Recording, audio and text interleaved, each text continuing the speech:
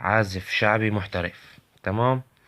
لأنه أنا حكيت بالفيديو السابق، بس إجاني بالتعليقات إنه مو مبين أصابعي. المهم هدول الخمس أصابع بدك تشغلهم. تمام. بتكبر مفاتيح ضبط من ستينج وبتشتغل.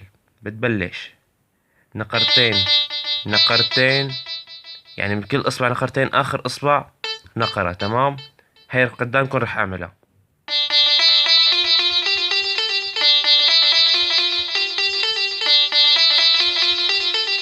تمام. رح نرجع نعيد بسرعة.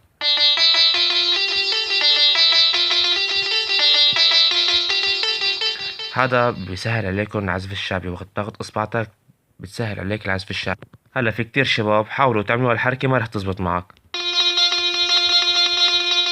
وقت تعمل هدول التمارين بيزبط معك اي ترتيل. عرفت كيف تقول؟